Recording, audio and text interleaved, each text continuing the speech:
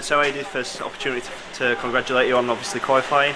How much are you looking forward to getting back out there tomorrow? Well, very much so. I mean, it'll be a difficult game. Our focus has gone straight from Andorra into Scotland. They're the old enemy. They always like beating us, and we've got to make sure we perform really well and see if we can get a good result. And obviously you've just touched on there'll be a lot of differences in the game. What's the main sort of challenges you're expecting Scotland to pose you as opposed to Andorra the other night? Well, I think they're at home for starters, and there'll be a good crowd up there at Tynecastle, so that's the first thing. The second thing is any team that Scotland have ever put out against me and the Under-21s, all 19s or 18s, has always been a tough team to crack. They work very, very hard for each other, very passionate, and we'll have to make sure that we try and focus on us and play our game up there. And with qualification already secured, do you see this as an opportunity to obviously have a look at some of the other lads that maybe didn't feature on Thursday night? Well, I think we're in a position where we've got a lot of really good players, guys that have moved up to Gareth in the first team, and obviously I've picked up two or three that have come through, so I want to make sure I get everybody to look at everybody in a match. So there'll be a couple of changes, but the team, thankfully for me as head coach, is as strong with what comes off the bench than what starts the game, so it's a good place for me to be in as a coach. And obviously you've just touched on quite a few people obviously moving up to Gareth's senior squad. How much do you use that as a motivation when you're talking to the players? Obviously the likes of Mason Mount, Solanke and Tammy have both already been in there. How much do you use that to try and inspire the players? Well, it speaks for itself. It's an easy thing. I don't need to say anything about that.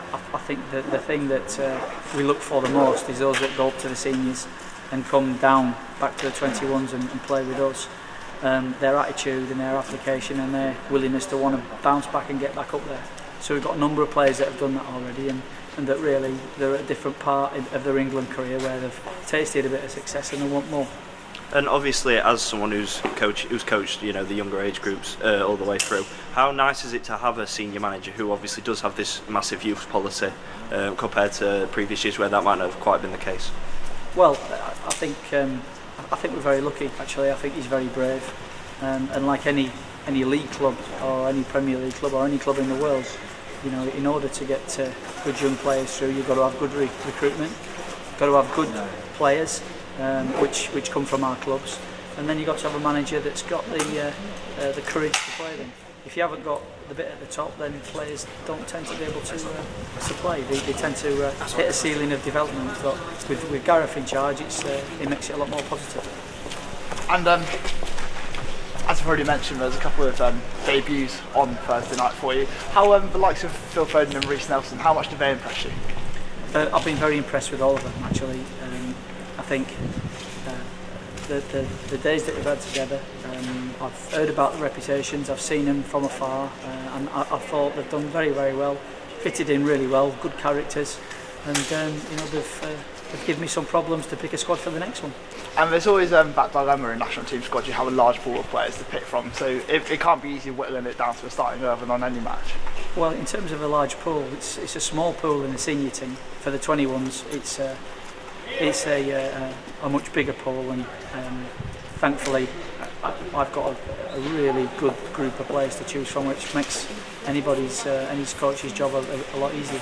And when you train, obviously, it looks like there's a really good there's a feel-good factor around training, and it's really enjoyable.